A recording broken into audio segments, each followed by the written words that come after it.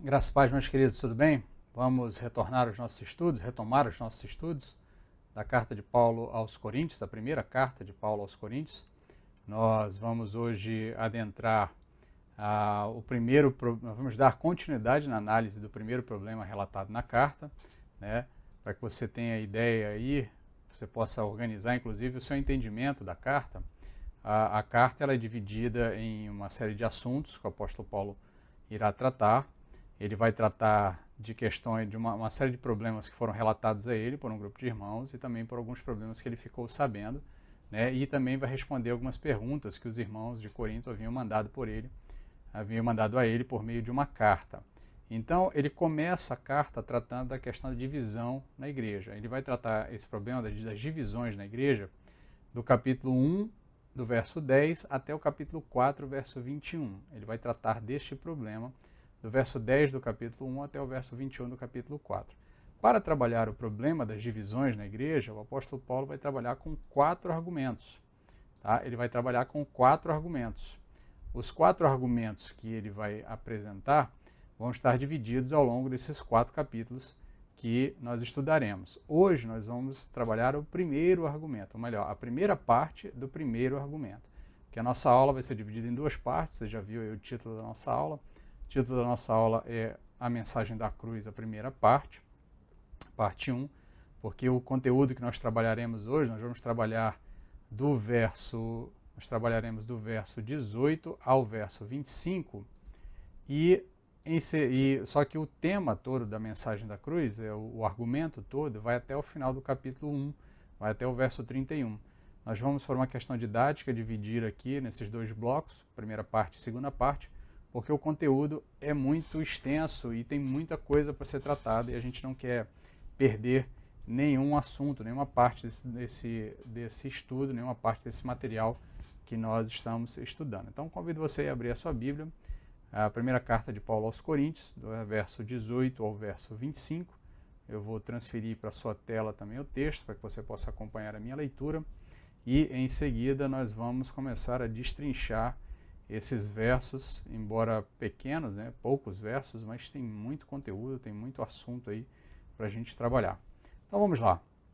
Verso 18 nos diz o seguinte: Pois a palavra da cruz é insensatez para os que estão perecendo, mas para nós que estamos sendo salvos é o poder de Deus, pois está escrito: destruirei a sabedoria dos sábios e anularei a inteligência dos inteligentes. Onde está o sábio? Onde está o instruído? Onde está o questionador desta era?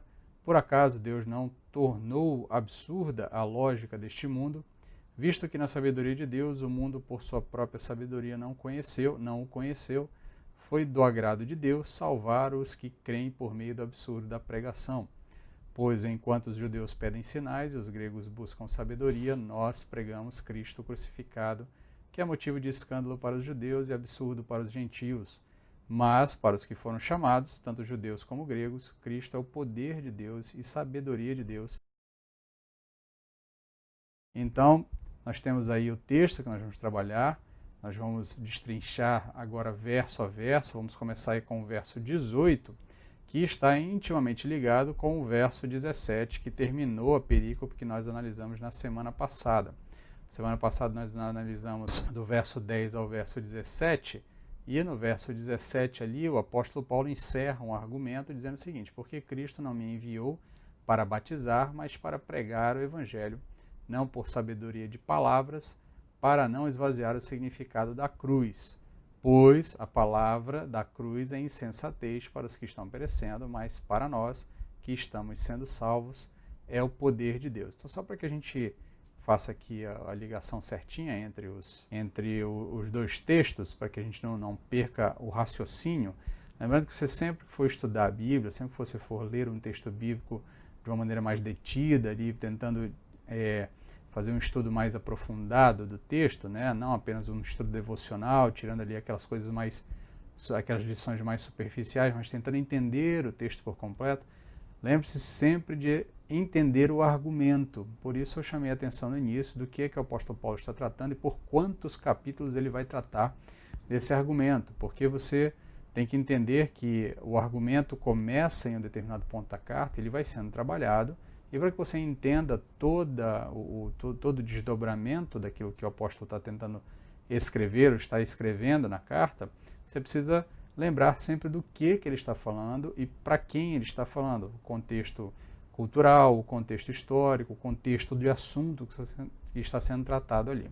Então, essa palavrinha pois aí no início do capítulo 18, do verso 18, perdão, ela faz uma ligação direta com o verso 17. Ele estava falando de um assunto, então agora ele vai explicar esse assunto, pois, né?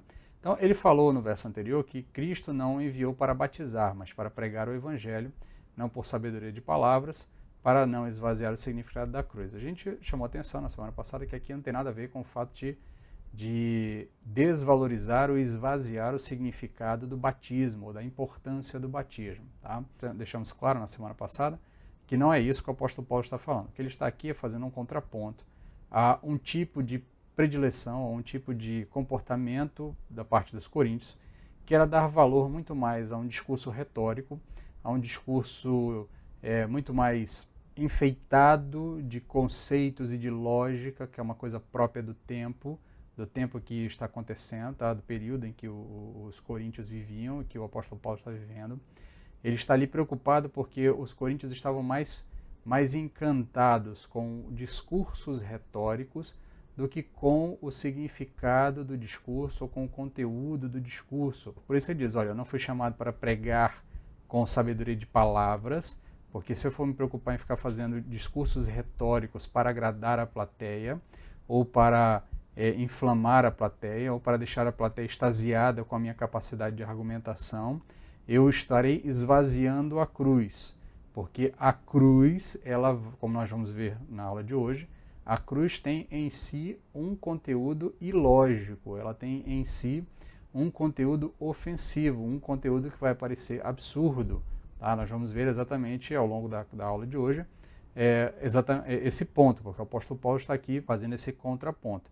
Então ele faz esse contraponto entre a sabedoria de palavras e palavra da cruz. Né? Ele vai dizer, olha, pois a palavra da cruz é insensatez para os que estão perecendo, mas para nós que estamos sendo salvos é o poder de Deus. Então ele fala de sabedoria de palavras, dizendo que a sabedoria de palavras esvazia o significado da cruz, mas a palavra da cruz, essa palavra da cruz é poder, essa palavra da cruz é poder para transformar a vida. Então o verso 18 explica o 17, para os grandes oradores, estimados pelos coríntios, a racionalidade e a lógica era o que davam valor a um discurso. Então, para que um discurso de fato pudesse ser aceito na comunidade, ou pudesse ter valor na comunidade, os coríntios então iam analisar se aquele discurso é lógico, se ele trabalha com categorias de raciocínio lógico, ou com categorias de pensamento filosófico da época, né? Lembrando que, como nós comentamos na semana passada, a região é extremamente influenciada por esse tipo de comportamento, esse tipo de pensamento, fazendo aqui uma equiparação talvez um pouco até bem simbólica, né? Os coríntios tinham nos grandes pregadores, ou pregadores não, nos grandes oradores, nos grandes eloquentes, nos filósofos eloquentes do seu tempo, tinham neles o que seria hoje nos influenciadores, ou as nossas celebridades modernas. Tá? Então, grandes eloquentes, grandes pregadores, grandes oradores eloquentes eram bem vistos naquela comunidade, tinham valor. Ao se encantar com aquilo, elas davam mais valor à forma do que ao conteúdo. Dando mais valor à forma do que ao conteúdo, elas esvaziavam o conteúdo, porque o conteúdo deixava de ser importante.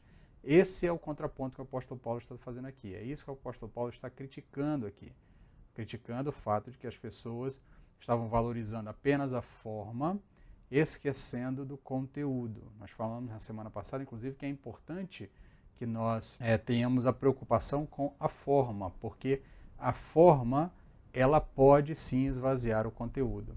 Se nós adotarmos uma forma equivocada, uma forma não bíblica de pregação, ou uma forma que muitas vezes atrai a atenção para aquilo que não deve ser o foco central da atenção, ela vai fatalmente esvaziar a cruz, vai tirar a atenção da cruz. Por isso a pregação ela deve ser focada na cruz, no ato de Cristo, na ação de Cristo, na obra de Cristo. É isso que o apóstolo Paulo vai dizer, pois a palavra da cruz é isso, é a obra de Cristo. A palavra da cruz é a mensagem central, é o Cristo que foi entregue por nós para morrer em nosso lugar, quitar a nossa dívida perante Deus e por meio do seu sangue expiar os nossos pecados, por meio do seu sacrifício nos trazer paz com Deus, por meio do seu sacrifício nos dar a possibilidade de vida ao invés da condenação à morte eterna. Então a palavra da cruz aponta para um evento histórico, aparentemente sem importância, sem valor qualquer, sem sentido e lógico, né? Então, por isso que ele vai dizer que para nós a palavra é poder, mas para os outros, para os que perecem, para os que estão perecendo, a palavra é insensatez, a palavra da cruz. Por quê? Porque ela aponta para um evento histórico que não se dá grande importância, tá? Porque o que é uma crucificação no período em que está sendo... É apenas mais uma punição para um bandido, para um criminoso, para alguém que é malquisto pelo governo dominante da época. Então a cruz não tem nenhum valor em si, não é nenhum ato heróico. Ele não, o Jesus Cristo, Jesus não foi morto em uma batalha de libertação. Ele não foi morto enfrentando hordas de guerreiros romanos. Ele foi morto em uma morte que era dada a bandidos, que era dada a criminosos de guerra, que era dada a pessoas comuns sem valor nenhum, a bandidos, a criminosos comuns sem valor nenhum. Era apenas um modelo de propaganda do governo romano, né, do Império Romano, para dizer, olha, não mexam com os romanos, não nos incomodem, obedeçam às nossas regras, porque senão nós vamos fazer isso com vocês, nós vamos fazer vocês sofrerem e nós vamos expor o sofrimento de vocês por dias e dias até que você morra definhando, pendurado em uma cruz. Tá? Então a cruz ela pressupõe alguns conceitos ilógicos. Tá? Primeiro, para que a gente olhe para a cruz e veja na cruz algum símbolo, algum significado, algum valor, nós temos que entender que a cruz ela fala de pecado, a cruz fala de condenação, a cruz fala de culpa pela ação de outro, de Adão e de Eva, a cruz fala de morte como pagamento, a cruz fala de um ladrão como salvador, um ladrão aqui entre aspas, né? A cruz fala de ressurreição como prova do valor perante a divindade. Então tudo isso, tanto para o mundo antigo como para o mundo moderno, em certo sentido, não tem valor nenhum. Tá? Parece ser ilógico. Então a cruz fala de pecado. Para que nós entendamos a cruz, a gente canta alguns cânticos, quando olhamos para a cruz, ao olhar para a cruz, foi na cruz, onde o dia eu vi meu pecado castigado em Jesus. Então, para que a cruz ganhe valor, ganhe sentido, por que ela é para nós um símbolo tão caro, tão quisto, é porque na cruz nós entendemos que nossos pecados foram cravados, nossos pecados foram expiados, nossos pecados foram justificados. Mas para que eu veja valor na cruz, eu tenho que entender que eu sou um pecador. Eu tenho que entender que eu sou um condenado por Deus, pela justiça de Deus. Então eu preciso entender todos esses conceitos. Eu tenho que entender que a morte, ela serve como um pagamento, porque sem o derramamento de sangue não há remissão de pecados, como o próprio texto bíblico diz. Nós precisamos entender que esse ladrão que foi pregado na cruz é, na verdade, o Salvador. Então é um contrassenso. Alguém que foi condenado a uma morte digna de ladrões, digna de pessoas sem valor heróico nenhum, mas ele é o herói que vai nos salvar, ele é o grande herói que vai vencer no final, que vai vencer a morte, e por meio da sua vitória nós teremos vitórias. Então, nesse sentido, a cruz ela é de fato algo ilógico, porque ela exige esses pressupostos para que você entenda o valor dela. Então, a mensagem da cruz que Paulo anunciava era, por isso, loucura para os gregos, como ele vai falar lá no verso 23. Por que é loucura? Porque todos esses conceitos estão embutidos. Inclusive, no mundo antigo, uma das primeiras grafias que tem se guardado por conta do início ali do cristianismo, uma das primeiras grafias que nós encontramos, né, grafia uma imagem, né, demonstrando ali a participação de cristãos dentro da cultura romana, especialmente em Roma, é uma caricatura que é desenhada em uma parede, isso tem se guardado em alguns museus, é uma caricatura desenhada numa parede de um homem crucificado com uma cabeça de burro no lugar da cabeça da pessoa, tá? Uma cabeça de cavalo, uma cabeça de burro. E ali tem uma grafia escrita do lado, diz assim, o Deus dos cristãos. Tá? A ideia é mais ou menos essa, diz assim, olha, só um burro, só um bobo, só um animal, né, irracional, alguém incapaz de racionalizar, vai olhar para um homem crucificado na cruz e dizer que ali está o meu Deus, né? Ali está o meu Salvador, ali está aquele que vai me libertar da minha condição de condenação. Então, para os gregos, para o mundo grego-romano, do período em que o apóstolo Paulo está escrevendo a carta, a mensagem da cruz é uma mensagem que ela é loucura, ela não tem nenhum sentido lógico, não faz sentido pregar esse tipo de coisa. Tá? Em seguida, o apóstolo Paulo vai apontar outro contraponto, tá? Ele vai falar entre os que estão perecendo e os que estão sendo salvos. Esse aqui é um contraponto menor, tá? Que ele faz, que não é o foco do que ele está tratando aqui, ele pressupõe que você entenda o que ele está falando, mas apenas para que nós entendamos e possamos tirar todas as lições do texto aqui, o particípio presente estão perecendo, né? Eu esqueci de marcar aí, o particípio presente estão perecendo denota uma ação que está em progresso. Tá? Essa expressão estão perecendo tem tanto um componente subjetivo quanto um componente objetivo. Tá? O componente subjetivo ali é a ideia de que, de fato, aqueles que não reconhecem a mensagem da cruz estão perecendo porque já estão condenados. Tá? O pressuposto objetivo é de que você percebe que esta condenação ela está presente na vida de alguém enquanto essa pessoa não reconhece a sua condição diante de Deus. A partir do momento em que ela reconhece a sua condição diante de Deus, essa situação de estar perecendo, ela é tirada da história daquela pessoa, ela não está mais perecendo, ela passa então a estar sendo salva. Por isso ele vai fazer um contraste. O contraste com os coríntios, que não estão perecendo, eles foram chamados e santificados, como ele vai falar no verso 2, no comecinho da carta.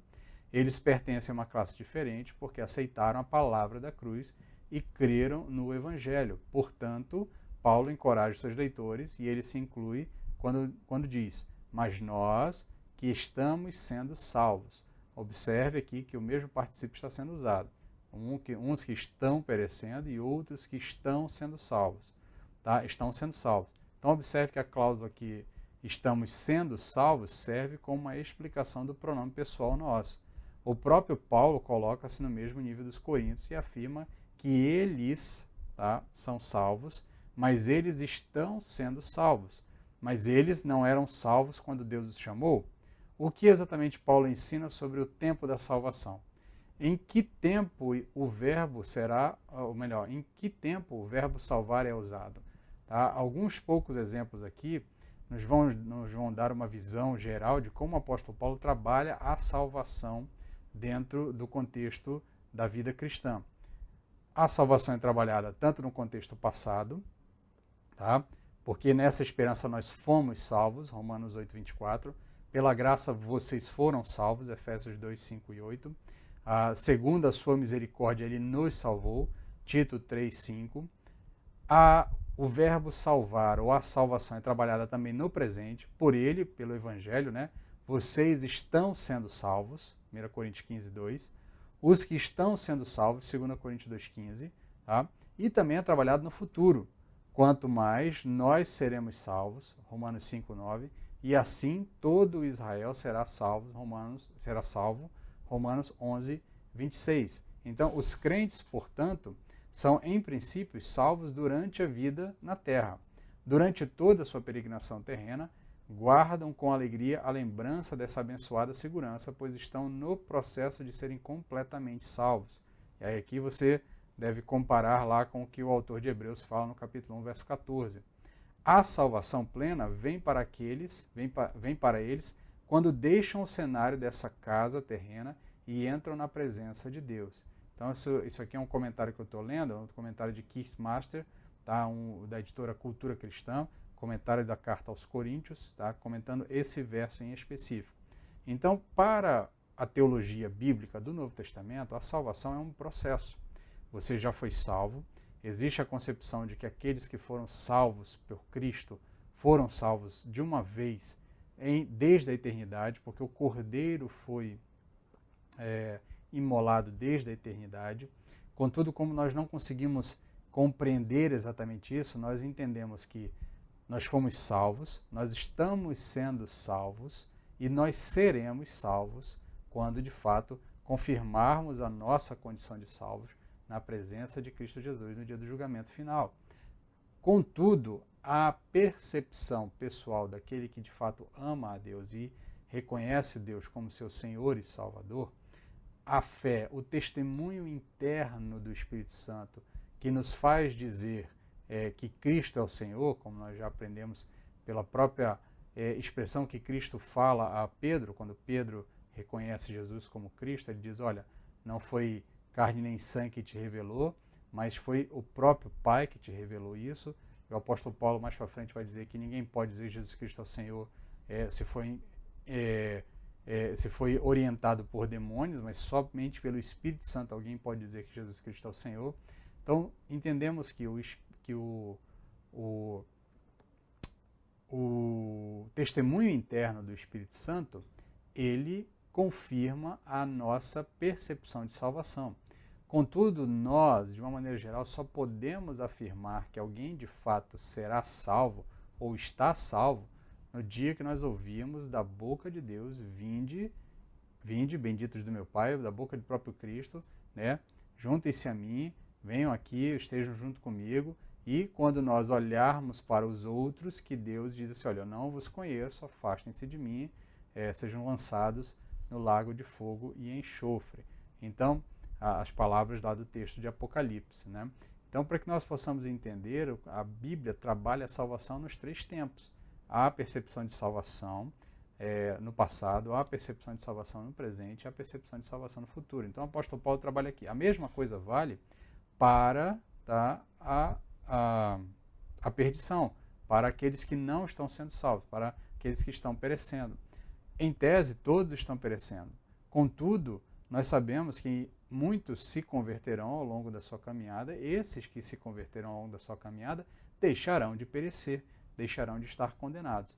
Por isso nós precisamos entender que é um processo. Esse processo é uma caminhada, é uma jornada que vai sendo confirmada dia a dia, que vai sendo confirmada à medida que nós caminhamos na luz do Senhor. A parábola do semeador fala muito claramente disso. Fala de um terreno que recebe a semente, floresce como se fosse um bom terreno, mas em um determinado momento a flor murcha porque ela não tem raízes profundas, né? A flor não, a planta murcha porque ela não tem raízes profundas. Então, para que a gente entenda bem como o apóstolo Paulo trabalha a questão da salvação, porque isso vale inclusive para outras cartas, como nós citamos aqui, várias outras cartas do apóstolo Paulo, servindo de base para entendermos como ele trabalha a questão da salvação.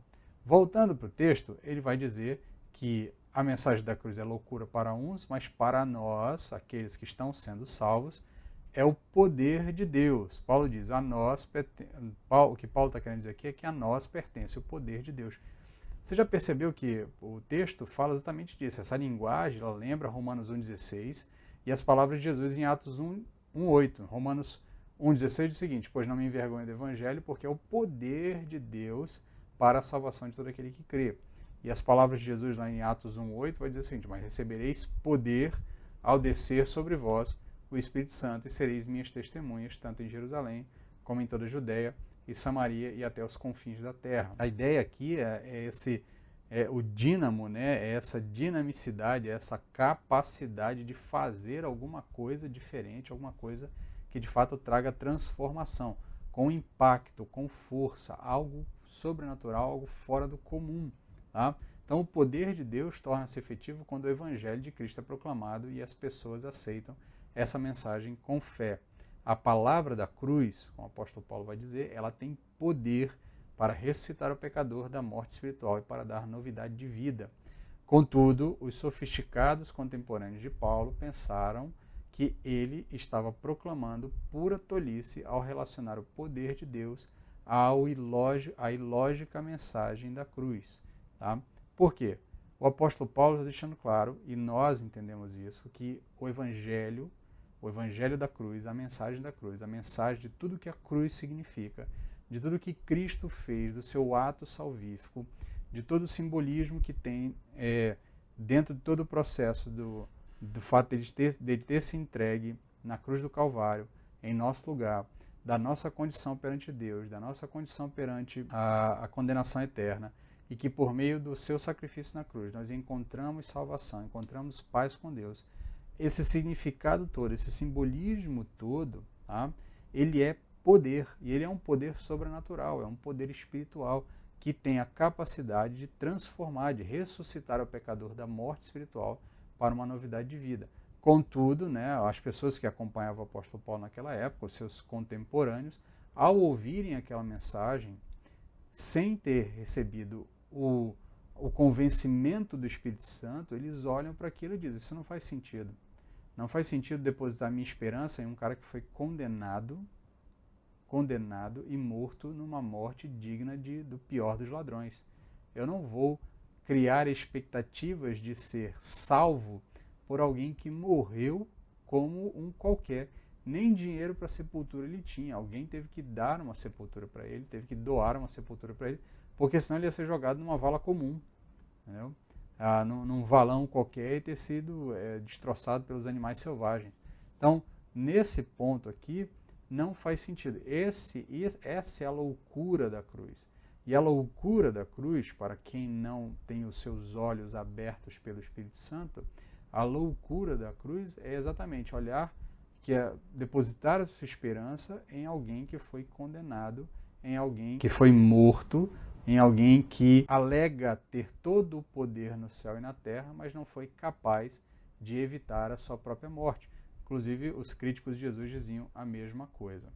Seguindo ali no raciocínio, né, o apóstolo Paulo vai seguindo ali o método de Jesus de apresentar as Escrituras como prova. Paulo confirma a sua doutrina citando uma passagem do Antigo Testamento. Ele vai citar Isaías 29:14. Então o texto diz o seguinte: pois está escrito, destruirei a sabedoria dos sábios e anularei a inteligência dos inteligentes. Então o apóstolo Paulo, usando o mesmo método de Jesus aqui, de dar comprovação dos seus argumentos por meio de textos do Antigo Testamento, ele então traz um texto de Isaías 29:14 e diz, olha, lá atrás já estava escrito que Deus destruiria a sabedoria dos sábios e anularia a inteligência dos inteligentes. O contexto dessa passagem do Antigo Testamento alude ao povo de Israel, o qual honra a Deus com os seus lábios, mas não com o seu coração. Você pode ler lá em Isaías 29:13, que diz o seguinte: o Senhor disse, visto que este povo se aproxima de mim e com a sua boca e com os seus lábios me honra, mas o seu coração está longe de mim, e o seu temor para comigo consiste só em mandamentos de homens que maquinalmente aprendeu. Continuarei a fazer a obra maravilhosa no meio deste povo, sim, a obra maravilhosa em um portento, de maneira que a sabedoria dos sábios perecerá e a prudência dos prudentes se esconderá. Então, o texto, verso 13 e 14, que o apóstolo Paulo vai citar mais para frente, fala o contexto do texto do profeta no Antigo Testamento, diz exatamente isso, que Deus estava olhando para um povo que falava de Deus, discursava sobre Deus, mas não vivia aquilo que Deus de fato queria que eles vivessem. E Deus diz, olha, eu vou pegar a sabedoria de vocês, vou transformá-la em loucura, porque ela deixará de fazer sentido, e por meio daquilo que vocês reputam ser loucura, eu vou fazer maravilhas no meio de vocês. Então, no Novo Testamento, Tiago vai chamar essa sabedoria terrena, vai chamar de sabedoria terrena, em oposição a uma sabedoria celestial e de não espiritual e do diabo. Tá? Então, lá no verso 15, Tiago 3,15, ele vai dizer, esta não é a sabedoria que desce lá do céu, lá do alto, antes é a terrena, animal e demoníaca. Então ele vai dizer que essa sabedoria de tentar dar uma explicação racional para todas as coisas, no sentido de fazer um sentido lógico para os meus padrões racionais, tanto antigos quanto modernos, essa não é a racionalidade que vem do alto, não é a sabedoria que vem do alto, mas ela é uma sabedoria humana, é uma sabedoria demoníaca. Então, o apóstolo Paulo continua dizendo, onde está o sábio, onde está o instruído, onde está o questionador desta era? Por acaso Deus não tornou absurda a lógica desse mundo? Resumindo as 3 primeiras perguntas com uma quarta, Paulo faz a seguinte pergunta retórica. Deus não tornou louca a sabedoria do mundo? Então, o apóstolo Paulo está dizendo assim, olha, o que Deus fez? Deus pegou o que vocês reputam como sabedoria e disse, não, isso para mim não é sabedoria. Eu vou mostrar para vocês a verdadeira sabedoria a partir da compreensão daquilo que vocês reputam como bobagem, daquilo que vocês reputam como loucura. Então, os coríntios precisavam compreender que Deus tornou a loucura em sabedoria, tornou loucura a sabedoria mundana daqueles que rejeitaram a mensagem da cruz de Cristo, muito embora eles próprios ainda não tivessem compreendido o pleno significado da cruz. Então, o apóstolo Paulo deixa claro que, para Deus, o padrão é diferente. Tá? Tanto é, nós podemos perceber essas inversões de padrão no comportamento de Deus e no comportamento de Cristo, quando nós vemos Cristo dando as instruções do Sermão do Monte. O Sermão do Monte ele é muito claro, ele fala, olha, aquele que lhe bater uma face, você oferece a outra. Se alguém lhe pedir uma túnica emprestada, você dá a capa também. Se alguém pedir para caminhar 1 milha, você caminha 2. Então, enquanto para o mundo há um padrão de que quanto menos eu me esforço pelos outros, ou quanto menos eu perco em relação ao outro, melhor para mim, no padrão divino é o contrário. Quanto mais eu me dou para o próximo, mais bem-aventurado eu sou diante de Deus.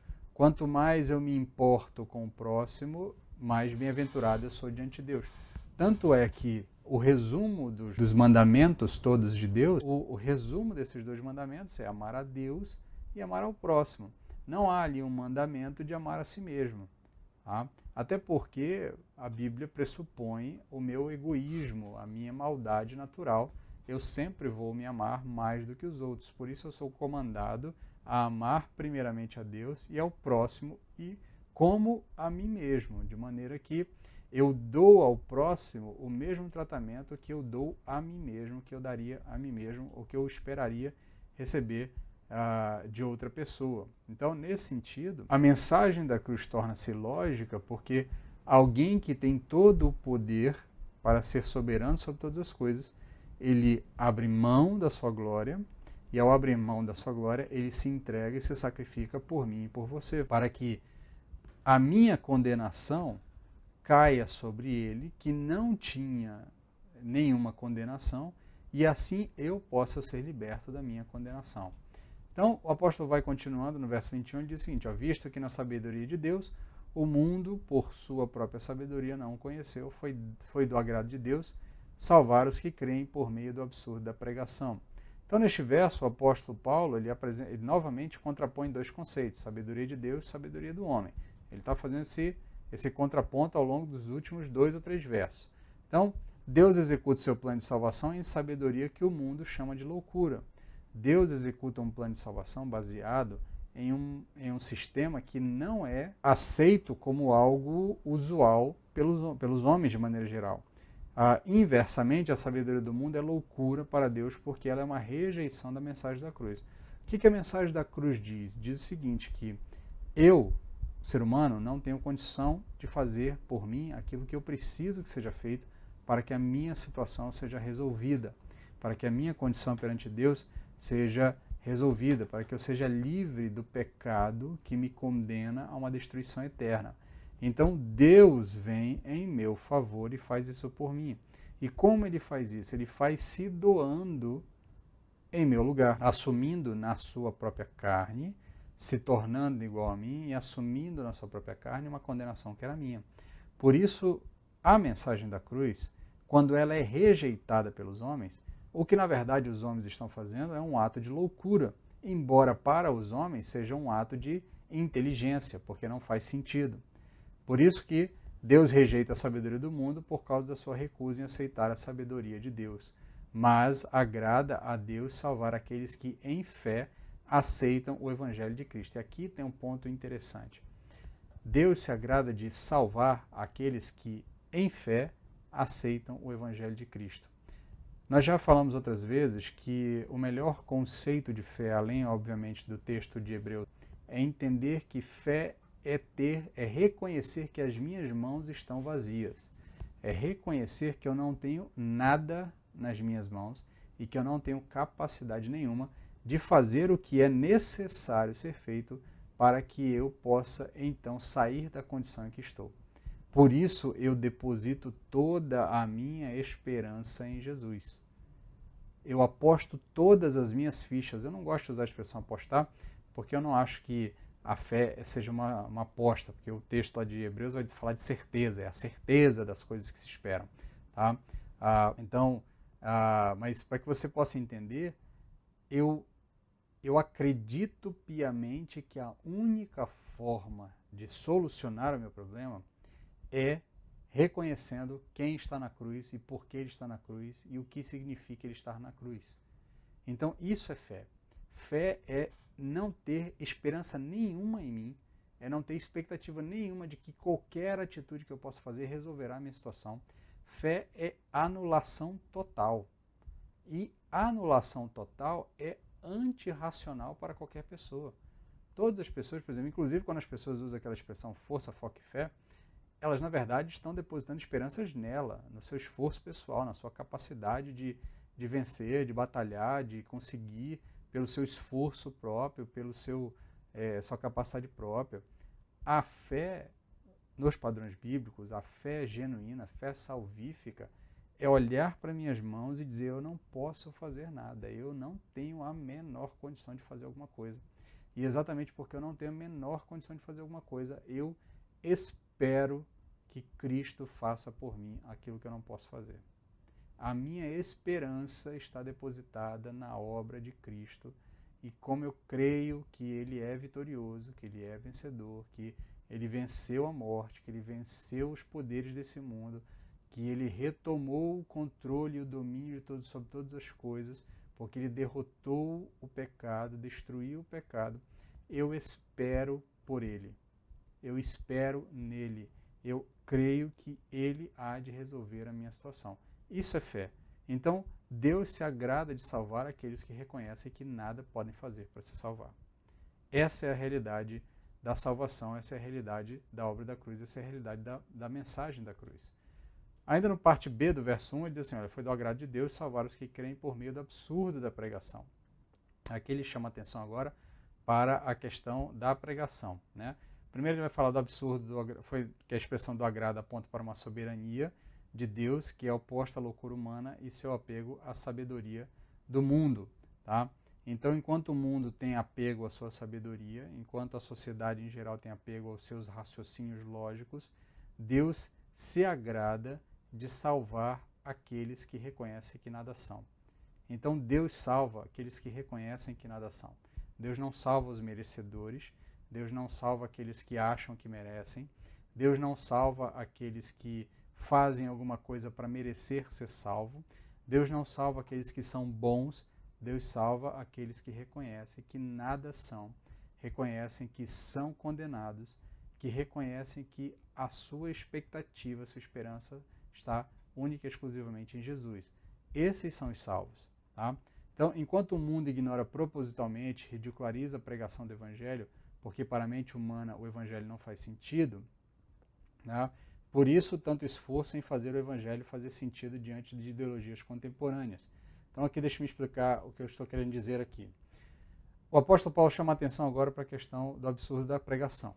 Então, o mundo, ele ignora, ele ridiculariza a pregação do Evangelho. Você já viu inúmeras vezes comediantes, pessoas fazendo brincadeira, né, esquetes, inclusive fazendo algum tipo de ridicularização com o ato da pregação. Inclusive até dizendo que é charlatanismo, que estão tentando enganar as pessoas. Tal.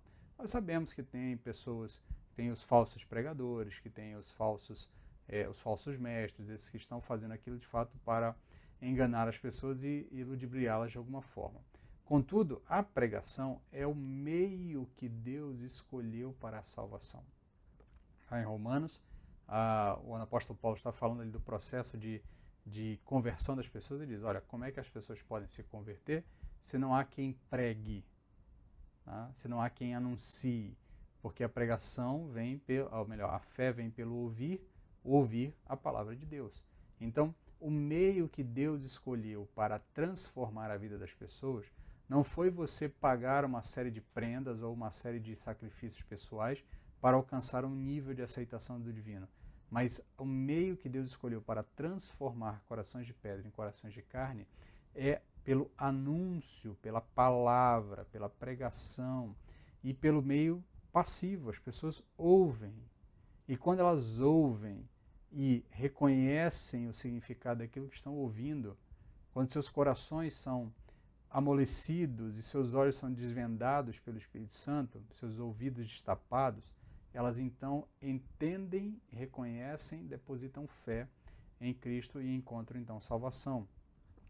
Para nós, para os humanos de maneira geral, para os homens e mulheres de maneira geral, isso parece ilógico, mas esse é o meio pelo qual Deus escolheu transformar a vida das pessoas. Então, ainda que nos nossos dias tentem se fazer um esforço para fazer o evangelho fazer sentido diante de ideologias contemporâneas, então nós temos o evangelho do oprimido, o evangelho do negro, o evangelho da mulher, o evangelho do homossexual, o evangelho da minoria, o evangelho que tenta fazer sentido para todas essas pessoas. E eu entendo a necessidade de nós fazermos contextualizações do texto bíblico para que o texto bíblico alcance problemas para os quais ele não foi originalmente desenvolvido. Nós cremos que o Evangelho resolve todos os problemas do homem, especialmente os problemas de natureza espiritual, que é o problema que de fato transforma a vida do homem, ou que condena o homem de uma maneira geral. Mas a ideia que nós temos moderna, de muitas vezes, de tentar readaptar o Evangelho para que ele faça sentido em um mundo moderno, ela é contrária ao texto bíblico. O Evangelho sempre será ofensivo. O Evangelho sempre será contracultural. Então, o Evangelho transforma a vida do oprimido, transforma a vida da mulher, transforma a vida do negro, transforma a vida do homossexual, transforma a vida de todas essas pessoas. Mas o Evangelho não pode ser adaptado para explicar situações modernas que nem sempre vão encontrar solução dentro do texto bíblico a partir de uma análise correta do texto. O texto nem sempre conseguirá nos dar alguma explicação completa sobre um assunto que não existia na época da escritura do texto. Mas a nossa necessidade é fazer essa contextualização sem mudar a mensagem do Evangelho. Eu não posso deixar de dizer que dentro do conceito do Evangelho existe a necessidade de reconhecimento de pecado. E se o texto bíblico diz que determinado comportamento é pecaminoso, eu não posso tirar do texto bíblico para que faça sentido no tempo moderno. É isso que o apóstolo Paulo está criticando naquele momento. Ele está dizendo, olha, enquanto vocês estão aí floreando a mensagem do Evangelho, enchendo ele de retórica, as pessoas estão deixando de entender a verdadeira mensagem do Evangelho. E a mensagem do Evangelho é loucura, ela é absurda, ela é contrária aos padrões humanos. Por isso, vocês estão esvaziando a mensagem da cruz. Então, o apóstolo Paulo diz, aqueles que reconhecem a sabedoria divina na loucura do Evangelho, encontram vida. Tá? O Evangelho não se explica, o Evangelho se prega. Tá? Isso é interessante. Eu sei que o ato da pregação, ele pressupõe algum nível de ensino, algum nível de explicação do Evangelho. Tá? Mas eu não tenho como destrinchar o Evangelho em conceitos palatáveis, 100% palatáveis. Ele é uma mensagem ofensiva, ele é uma mensagem que nos incomoda, ele é uma mensagem que nos faz entender quem de fato nós somos. E quem nós somos perante Deus nós somos condenados pelo nosso pecado. Então, isso é importante entender para que a gente não esvazie a mensagem da cruz, caindo no erro que o apóstolo Paulo está acusando os coríntios de estarem cometendo. Ele continua então dizendo, pois enquanto os judeus pedem sinais e os gregos buscam sabedoria, nós pregamos Cristo crucificado, que é motivo de escândalo para os judeus e absurdo para os gentios. Aqui nós temos os dois arquétipos, tanto daquele tempo quanto dos tempos modernos, né? Aqueles que se sustentam em sinais e os que se sustentam em conhecimento. Ainda hoje nós temos aqueles que só vão reconhecer que o Evangelho é real se um sinal sobrenatural acontecer.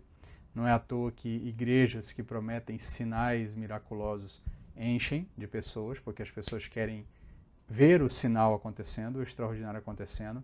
Elas não querem reconhecer a ofensa da mensagem, de maneira que elas, de fato, saiam ofendidas pela mensagem e reconheçam a sua situação e então se desarmem por completo para reconhecer que Jesus é Senhor sobre suas vidas e reconhecendo o senhorio de Cristo, reconhecendo a sua obra na cruz, encontrar vida.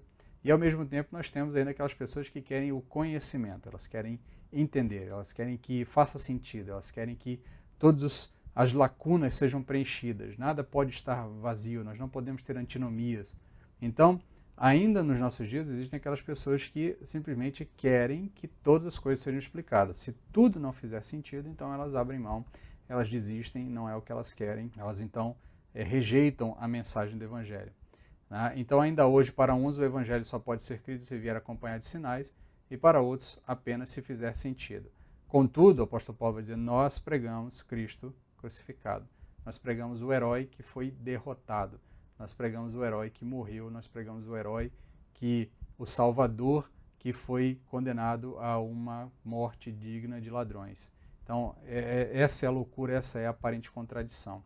O Cristo crucificado frustra tanto os que pedem sinais quanto os que buscam lógica. E, inclusive, o grande sinal, que é a sua ressurreição, ela não é um sinal propagado a todas as pessoas. Porque Jesus podia ter ressuscitado e simplesmente ter voltado à praça pública, ter voltado ali ao templo, sentado na frente daqueles que haviam acabado de condenar ele à morte, de terem consentido com a sua morte e dizer, olha, voltei, estou aqui, entendeu? Isso seria um grande sinal, mas não é esse o meio que Deus escolhe. O sinal que é dado é por meio do testemunho. Por isso Jesus Cristo diz, vocês receberão poder para serem minhas testemunhas. E qual é o testemunho que vocês vão dar? Cristo está vivo, Jesus está vivo. A morte não o segurou, a morte não teve poder sobre ele. Ao mesmo tempo, não faz sentido para aqueles que procuram lógica ou que procuram racionalidade, porque por que Cristo precisa morrer? Você já deve ter ouvido essa pergunta em alguns momentos que você esteja anunciando o evangelho para outras pessoas. Por que Deus podia não simplesmente abonar pecados? Por que tem que ter morte? Por que tem que ter um pagamento tão duro, tão cruento? Por que tem que ter tanto sofrimento? Deus escolheu nos mostrar o valor do pecado, ou melhor, o custo do pecado, por meio de sinais que deixem claro que o pecado não é algo que simplesmente se passe a mão por cima. Não dá para passar pano no pecado, não dá para abonar pecado. O pecado tem que ser pago, tem que ser quitado, uma vida tem que ser entregue. Cristo então morre na cruz para que nós pudéssemos encontrar vida. Então o apóstolo Paulo deixa claro que isso é escândalo para judeus, especialmente aqui no contexto. Por que é escândalo para os judeus? Porque o Cristo, que eles haviam anunciado, foi crucificado. Então não faz sentido, é escandaloso para o judeu. Até porque a própria lei judaica diz que todo aquele que fosse pendurado no madeiro seria tratado como amaldiçoado. É absurdo para os gentios, porque os gentios simplesmente vão dizer, olha, não faz o menor sentido essa argumentação de vocês, não tem o menor cabimento eu pensar que o Salvador, que o herói da história, né, e aqui apelando para o imaginário dos gregos, né, com as suas histórias sobre os seus heróis, né, não faz o menor sentido pensar que o herói morre uma morte tão boba, uma morte tão inútil, não é nem um pouco heróica, não é nem um pouco apoteótica, então não faz o menor sentido. Então o Cristo crucificado, ele é motivo de escândalo para os judeus e é absurdo para os gentios. O apóstolo Paulo termina então o verso 24 dizendo o seguinte: mas para os que foram chamados, tanto judeus como gregos, Cristo é o poder de Deus e sabedoria de Deus, porque o absurdo de Deus é mais lógico que os homens e a fraqueza de Deus é mais forte que os homens. Então, nos versículos 24 e 25, Paulo atribui 4 qualidades a Deus. Primeiro ele fala do poder de Deus, ele fala da sabedoria de Deus, ele fala da loucura de Deus e fala da fraqueza de Deus. O poder de Deus, Cristo é o poder de Deus. Cristo é o poder de Deus na redenção do seu povo. O poder de Deus é revelado na ressurreição de Cristo, que é o maior milagre de todos os tempos. Então, Cristo é a prova do poder de Deus, o poder sobre todas as coisas, inclusive sobre a morte. porque a morte não teve poder para ter domínio eterno e constante sobre Cristo. A sabedoria de Deus. Paulo não diz que Cristo personifica a sabedoria, mas que Cristo é a resposta de Deus aos gentios que consideram loucura a mensagem da cruz. A sabedoria de Deus contrasta com a loucura dos gentios. A loucura de Deus, porque a loucura de Deus é mais sábia do que os homens. A loucura é atribuída a Deus e comparada com a sabedoria humana é infinitamente maior do que as qualidades atribuídas ao homem. Deus usa uma manjedoura em Belém como berço para seu majestoso filho e escolhe uma cruz cruel como um instrumento de morte para seu enviado divino. Por fim, a fraqueza de Deus a fraqueza de Deus é mais forte que a dos homens. Deus recorre àquelas coisas que são loucas e fracas aos olhos dos homens para mostrar a sua sabedoria e força na obra da salvação do povo de Deus. Respondendo ao repetido apelo de Paulo para remover um espinho de sua carne, o Senhor diz: a minha graça te basta, porque o meu poder se aperfeiçoa na fraqueza. 2 Coríntios 12, 9. Então nós vemos aqui o apóstolo Paulo deixando claro que aqueles que foram chamados, ou seja, aqueles que ouviram a mensagem do Evangelho e responderam positivamente a essa mensagem do Evangelho, tanto judeus quanto grego, ele inclui aqui ambos os dois grupos que formam a igreja nesse momento. Para esses, Cristo é poder de Deus e sabedoria de Deus. Ou seja, em Cristo nós encontramos poder e encontramos sentido. E, por fim, porque o absurdo de Deus é mais lógico que os homens. Ou seja, aquilo que nós podemos olhar para Deus e dizer assim, nossa, isso parece absurdo, mas ainda assim é mais lógico do que qualquer sabedoria dos homens. É mais sábio do que qualquer sabedoria dos homens. Se não fosse desse jeito, não teria sido perfeito, porque Deus faz todas as coisas perfeito. E por fim, ele vai falar ali que a fraqueza de Deus é mais forte que a fraqueza dos homens, ou que a força dos homens, né? Ou seja, Deus deixa claro que, ainda que nós entendamos ou possamos perceber que aquele ato demonstra uma fraqueza de Deus, na verdade ele está mostrando ali algo que é muito mais forte do que todos os homens possam imaginar. Então, essa é a primeira parte do nosso estudo sobre a mensagem da cruz. Semana que vem nós damos continuidade aos versos do verso 26 até o verso 31, tá? Convido você a estar conosco no domingo que vem para darmos continuidade aos estudos dessa mensagem muito importante para nós. Lembrando que você pode sempre que tiver dúvidas enviar um e-mail para nós, tá? Enviando um e-mail para vulmarjunior@ibupvh.com.br, tá? Nós vamos ter o prazer em responder as suas perguntas. Lembre-se também de acompanhar as nossas redes sociais, de maneira que você fique então por dentro de tudo que a gente está fazendo ao longo dos próximos domingos, dos próximos sábados, das nossas próximas atividades na nossa igreja. No mais, convido você a nos acompanhar nessa série de estudos todos os domingos às 10 da manhã, aqui no nosso canal do YouTube e também pelo nosso aplicativo da igreja, aplicativo Minha Igreja, que você pode baixar tanto para iOS quanto para Android. Tá? Vamos orar para encerrar. Fique na paz, que Deus nos abençoe, nos guarde e nos ajude a entender essa mensagem que parece ser loucura, mas que na verdade é a sabedoria de Deus para nós. Oremos então. Senhor, ajuda-nos, Pai, com as nossas limitações em entender a Tua mensagem, a Tua palavra, Pai. Tem misericórdia de nós, aplica ela aos nossos corações. Transforma-nos, é o que te pedimos, em nome de Jesus. Amém.